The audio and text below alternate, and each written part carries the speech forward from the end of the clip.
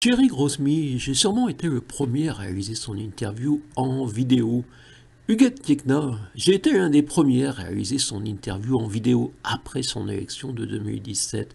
Ces vidéos sont donc un peu anciennes, mais au-delà de la communication, quand on figure désormais dans un grand parti, ces vidéos vous montreront la femme et l'homme dans un contexte non préparé de véritable dialogue.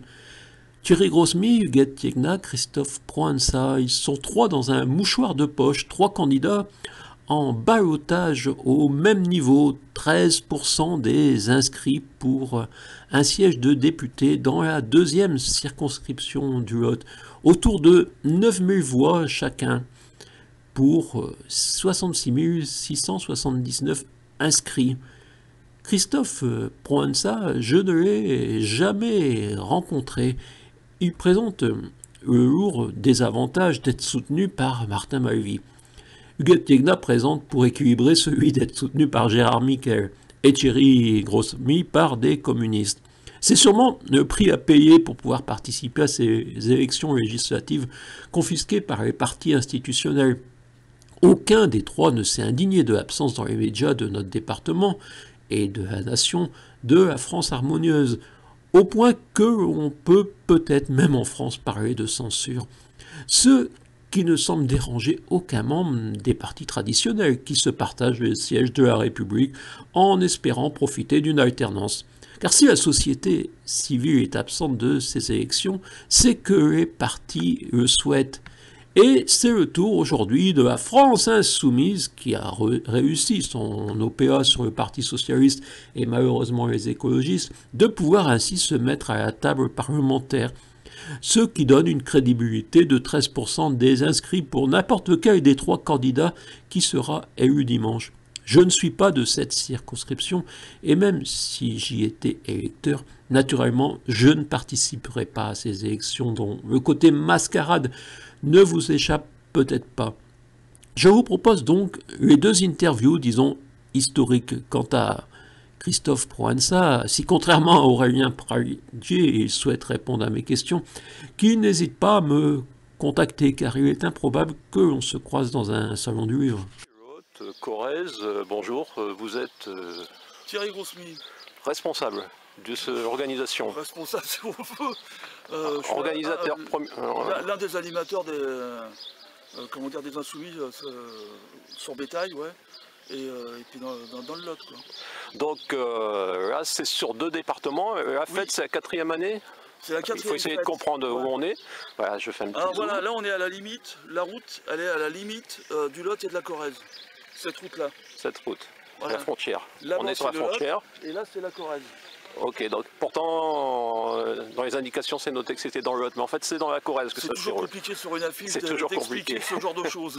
Donc voilà, mais c'est pas le plus important, c'est donc 2 sections, on appelle ça des sections chez les Non, Insoumis, on appelle ça des groupes d'action. des groupes d'action. Ouais, où les gens ils viennent. Alors l'AFI c'est une organisation un peu spéciale qu'on veut volontairement gazeuse. C'est un mouvement politique ou pas? Oui, c'est un mouvement politique. Moi j'aime bien le terme mouvement et pas parti, surtout pas parti politique. On est en train d'inventer une nouvelle forme de politique, une nouvelle façon de faire de la politique. Pour aller très vite, les partis qui existent aujourd'hui correspondent à la recherche d'organisation qu'il y avait à la fin du 19e siècle. Après l'échec de la Commune de Paris, on a construit des partis politiques qui se sont construits, quoi, qui ont eu Pour faire vivre la République. La République sociale pour nous, et faire avancer les idées du socialisme, quoi. C'était un peu le cas à l'époque. On considère aujourd'hui que les citoyens ils ont un niveau de culture générale, un niveau de connaissance, etc., qui permet aujourd'hui d'avoir une approche complètement différente de la vision qu'on avait des partis politiques à l'ancienne. Et puis de toute façon, il y a une volonté des citoyens de ne plus faire de la politique comme on en faisait jusqu'à maintenant. Donc on fait une rupture avec qui? Avec Guy Mollet, avec Mitterrand, ou on Je est veux à pas quel parler niveau? d'hommes. Les hommes ont quand même permis Les hommes, ils ont incarné d'incarner à un les moment mouvements. donné. Oui, d'incarner les mouvements. Et c'est significatif si on parle de Guy Mollet ou si on parle Guy de Mollet, c'est pas François vraiment Mitterrand. des valeurs. Guy Mollet, je me souviens quand même que c'est lui qui a envoyé mon père 28 mois en Algérie. Donc c'est vraiment pas mes valeurs. Pourtant, 20 ans à SFIO. Voilà. Donc c'est effectivement... Après, il y a eu François Mitterrand. Parce qu'on sait que quelque part vous êtes de gauche. Donc oui, on va quand même reprendre des figures de gauche. Moi je l'assume. Moi j'ai tout le temps voté communiste jusqu'à maintenant, jusqu'à ce que la FI existe, quoi. Parce que je considère qu'il faut vraiment faire de la politique autrement. Mais il y a des anciens électeurs socialistes, hein, avec nous aussi. Et puis on commence à notre objectif, il n'est pas de rassembler la gauche, notre objectif il est de fédérer le peuple. La gauche aujourd'hui dans ce pays a fait 27%, elle est complètement discréditée, disqualifiée par rapport à ce qui s'est passé ces dernières années. Et le moins qu'on puisse dire, c'est que le quinquennat de Hollande, il a achevé cette idée de gauche. Donc nous, ce qu'on veut aujourd'hui, c'est pas rassembler. Pour vous, François Hollande était de gauche? Il a fait une belle politique de droite, en tout cas. Je me souviens quand même que Macron était ministre de l'économie et des finances de Hollande. Donc, les lois Macron, c'est une réalité, quoi. Dans la Ve République, qui représente la gauche? Certainement que Mitterrand, il a incarné la gauche, oui. Monroy? Il était Premier ministre à Mitterrand, donc... Donc on peut dire jusqu'en 84? Bérégovoy? Ouais. Et après on s'arrête là? Non, je veux dire les choses... non, voilà, c'est pour essayer de replacer un peu historique, de manière historique. Il y a eu aussi, comment dire, la gauche plurielle à partir de 97 jusqu'en 2002, mais on voit bien le résultat 2002, l'échec de la gauche, quoi. Jospin n'était pas socialiste, Jospin était quoi alors pour vous? Mais j'ai pas envie de classer les gens de cette façon-là. La politique qu'il a faite, elle n'était pas en rupture avec le capitalisme en tout cas. Donc voilà, le mot principal pour vous, c'est la rupture avec le capitalisme. Ah bah pour moi, c'est une des... C'est la phrase essentielle. Parce qu'on a besoin de petites phrases. Aujourd'hui qui nous conduisent dans le mur. Ouais, mais on a besoin de vos petites phrases, sauf que la politique, c'est pas ça. Bon, donc on en fait des plus longues, on a un peu de temps quand même. Pour moi, comment dire, ce qu'on veut, c'est pas rassembler la gauche. Ce qu'on veut, c'est vraiment fédérer le peuple. Il y a des gens aujourd'hui qui ne se retrouvent pas dans les valeurs de... moi j'ai des valeurs de gauche, bien évidemment, mais il y a des gens qui ne se retrouvent pas dans ce vocabulaire-là. Et forcément, il faut parler, si on parle de notre époque, des gilets jaunes. Vous vous situez comment? J'ai passé l'hiver sur les barrages avec les gilets jaunes, donc moi je peux en parler. Hein, donc allez-y. Les gilets jaunes, ils ont inventé une nouvelle façon de faire de la politique. Ils se sont réappropriés la politique. Et le mouvement qu'ils ont créé, qui est vraiment un mouvement gazeux pour le coup, hein, où il y avait un refus de la mainmise des partis politiques sur le mouvement, moi ça me va bien, quoi. Le fait que les citoyens se réapproprient la politique, c'est exactement ce qu'on veut faire. Mais après, politiquement, de manière électorale, ça ne donne pas de grands résultats. Vous savez, en 68, tu le sais, on va se tutoyer. Non, on préfère vous voyez quand on parle devant une caméra. Sinon, il y a une forme de coupure avec aussi les auditeurs. Vous savez qu'en 68, 11 millions de travailleurs en grève, l'Assemblée qui sort de la dissolution nationale, de l'Assemblée nationale, l'Assemblée qui en sort, elle n'a jamais été autant à droite. Sauf qu'à terme, la droite avait perdu les élections et que 68, le résultat, c'est 81. Oh, il y a quand même entre-temps Pompidou et Giscard. Oui, mais il y a toujours un décalage entre le moment où c'est que les gens se réapproprient la politique, où ils perçoivent le mouvement réel qui existe dans la société, où ils cherchent les solutions à mettre en œuvre pour trouver des solutions aux questions qu'ils ont posées, et le jour où ils accèdent au pouvoir pour changer les choses. Donc vous n'êtes pas pressé, c'est 2048, c'est les Insoumis? Je suis très pressé. Je suis très pressé. C'est pas cohérent là. Si, mais plus vite c'est... après, Mitterrand, il avait une phrase, hein, faut donner le temps au temps. Bon, c'est pas franchement ma tasse de thé, Mitterrand, mais en attendant, il n'avait pas tout à fait tort là-dessus, quoi. Faut donner du temps au temps. Il faut que les gens prennent le temps de réfléchir aux revendications qu'ils ont mises sur la table. Le RIC, la démocratie locale, on va avoir les municipales l'année prochaine. Il faut que les gens ils s'imaginent bien que, comment dire, qu'aujourd'hui les municipales avec la loi NOTRe, c'est une catastrophe. On transfère toutes les compétences des mairies sur les grandes communautés de communes où il y a une mafia organisée qui met la main sur le pouvoir et sur le pognon. Et les communes nouvelles, donc vous en pensez quoi? Les fusions de communes? Je ne suis pas opposé aux communes nouvelles, à une condition, c'est qu'on demande l'avis aux citoyens. Pour l'instant, ça ne se passe pas comme ça. Non, ça ne se passe pas du tout comme ça. Moi, je suis pour une 6e République. Oh, déjà en 1974, Cotta sortait un bouquin sur la 6e République. Ouais. Donc c'est une idée toujours ancienne. Il faut que ça fasse son chemin. Moi, de toute façon, moi je fais partie d'une famille politique. Bon, je suis à gauche, hein, je suis très à gauche, quoi. Je fais partie d'une famille politique qui avait refusé déjà en 58 la nouvelle constitution. Donc moi, cette constitution, elle ne me convient pas. Pour moi, elle n'est pas démocratique. Mitterrand disait qu'elle est sécurisée tant qu'elle était là, mais après lui, elle est dangereuse en résumé. Et je vais lui laisser des propos. Ça vous convient ou non? Ça dépend des hommes. Les hommes peuvent en faire tout ce qu'ils en veulent. Qu'on y met, mais Mitterrand, il a été 14 ans président de la République, il n'a pas changé la Constitution, quoi. Après, local, cet endroit, qu'est-ce qui va se passer aujourd'hui? On est dimanche. Il va se passer On essaye d'instaurer dans la vie locale une fête, la fête des Insoumis, où les citoyens viennent donner leur avis. Là, on a des stands. Bon, il y a le stand des faucheurs volontaires, des faucheurs de GM. On a un stand sur la protection animale, parce que ça fait aussi partie des valeurs qu'il faut qu'on arrive à mettre en place, quoi. On a un stand sur la santé, et notamment avec Anne-Sophie Pelletier qui vient et qui est députée européenne, mais qui était aide-soignante, et qui sait de quoi elle parle, quoi. Quand on parle de santé, elle a fait un livre que j'invite tout le monde à lire, quoi. Voilà, quoi, on a évidemment, alors nous on privilégie aussi l'accès à la culture. Je suis pour l'éducation populaire une bonne fois pour toutes. Et donc on a un salon du livre. Voilà, quoi, et puis on a des spectacles. Ce matin on a une conférence gesticulée. Ensuite on a donc le repas couscous bio. Couscous à toi, c'est bio. On essaye de privilégier les circuits courts. Tout n'est pas forcément bio, mais tout vient des fermes aux alentours. Donc 4e édition, donc vous avez un recul, vous touchez à peu près combien de personnes? L'an dernier, il y avait 300 personnes. Après, cette année, c'est un peu compliqué parce qu'on a effectivement subi un revers électoral. Donc on verra combien on a cet après-midi. Je ne sais pas combien on va être, quoi. Et vous pensez qu'un revers électoral, ça joue, un revers électoral d'élections européennes, ça joue sur la motivation des personnes au niveau local? La mobilisation des électeurs insoumis, forcément, elle est impactée, ça c'est obligé, quoi. C'est forcé, même une fête locale est impactée par un résultat national. Oui. Donc, Et puis on sort des élections aussi, il y a beaucoup de gens qui sont fatigués, quoi. donc puisque vous parlez des élections, vous en pensez quoi de ces élections? C'est une victoire à la Pyrrhus. Il y a donc une victoire pour quelqu'un? Ouais, bah pour Macron surtout. Macron, l'assurance vie de Macron a permis à Macron de gagner l'élection. L'assurance vie, c'est le Front National. Tant qu'on aura un duel, et c'est ce que Macron veut faire, instaurer un duel politique entre En Marche et le Front National, en espérant qu'au deuxième tour de la présidentielle, on renouvelle ce qui s'est passé en 2017. Mais bon, ça, on est toujours Mitterrand, finalement, a fait monter l'extrême droite avec aussi cette vision, on peut caricaturer. Oui, mais on peut aussi dire que ça vient de loin. On peut aussi dire que Mitterrand pensait que si la droite était divisée par le Front National... Il disait quand il était Premier ministre. Il disait tant que le Front National il sera à 15%, la droite elle sera inéligible. Voilà. Et c'est passé 2002, quoi. À force de jouer avec le feu, on finit par se brûler. Et à un moment donné, la montée du Front National, des idées xénophobes, racistes, nationalistes, ouais, ça a un impact, évidemment. Donc vous pensez que ceux qui jouent actuellement, avec la montée du Front National, il y a un véritable danger en France, comme le pense par exemple maintenant François Hollande, il y a un danger, oui. Qui est plus de 50% pour le Front National. Pour l'instant, on n'en est pas là, mais il y a un danger. Au niveau municipal, vous pensez que le Front National existera? Ah, moi je... Vous êtes sur le terrain? Oui, oui. Oui, mais dans le Lot, ils n'ont pas forcément beaucoup de militants, ils ont beaucoup d'électeurs.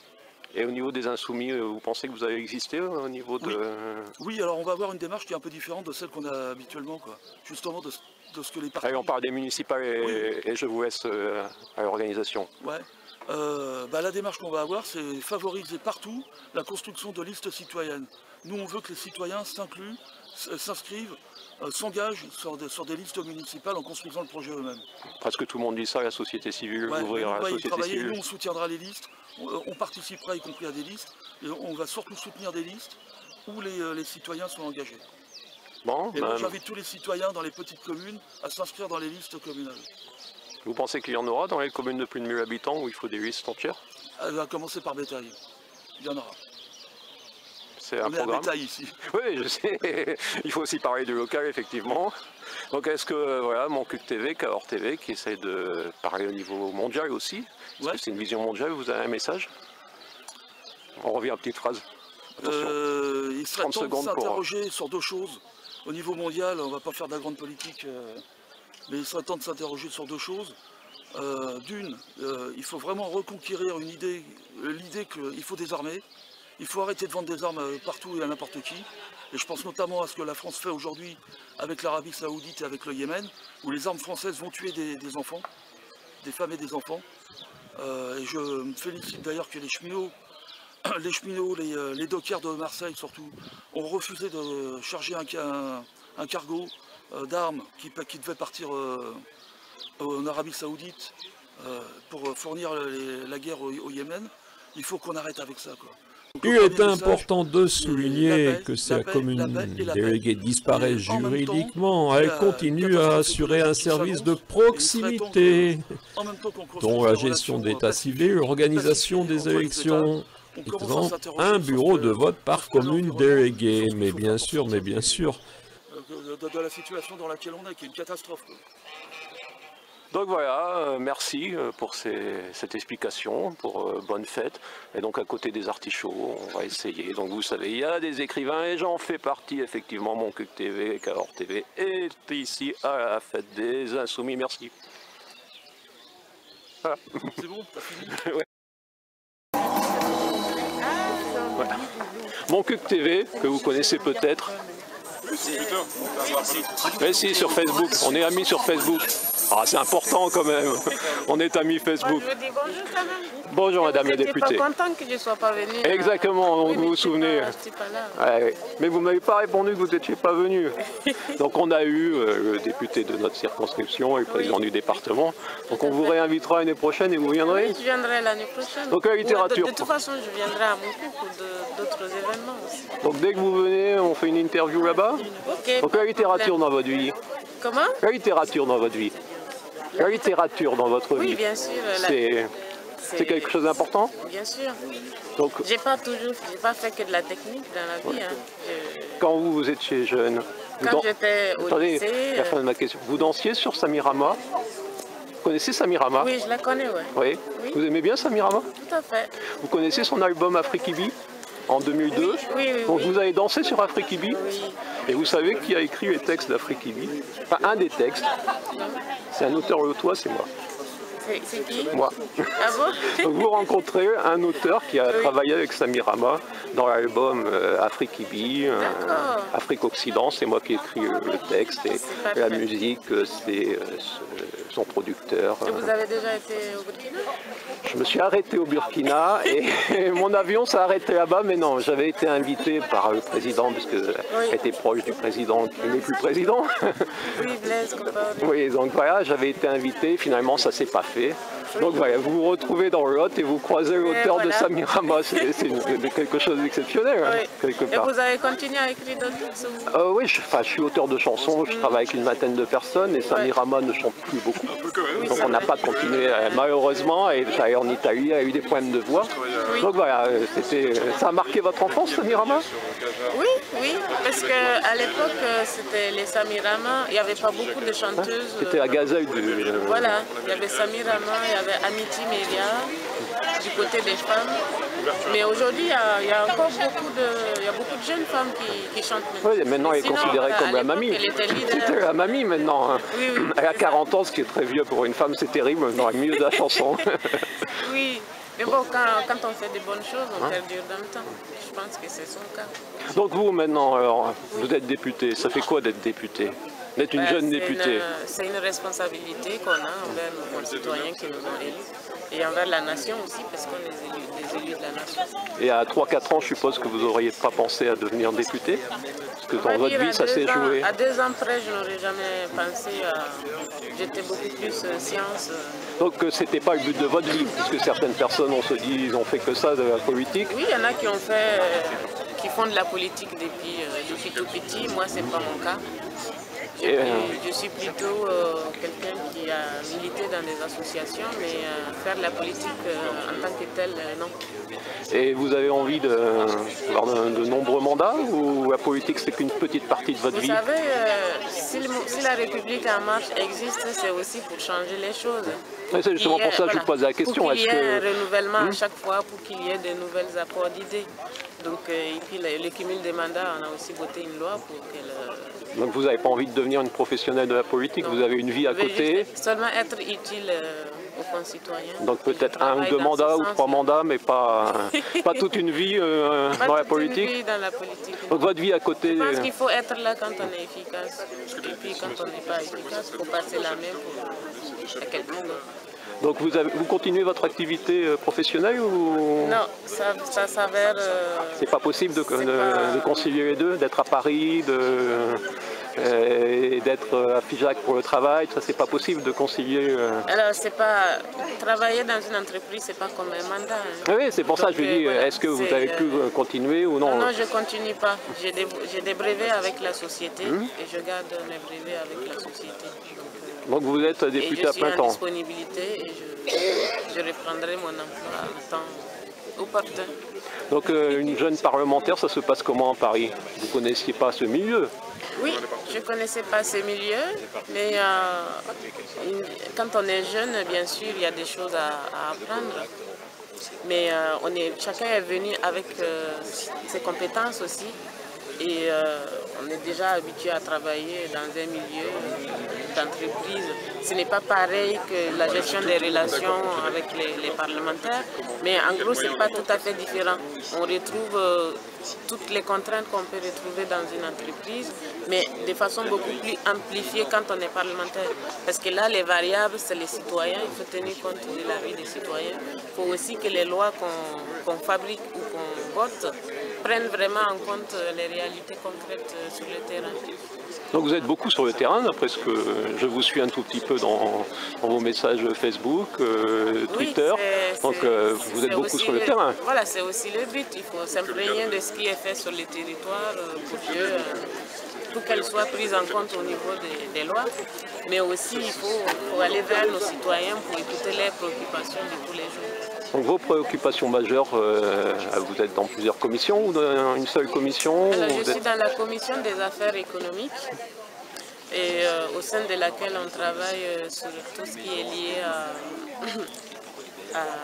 à l'agriculture, recherche et innovation, le numérique, la pêche, voilà, l'environnement, toutes les thématiques vraiment qui sont à même de nous conduire vers une nouvelle économie de demain.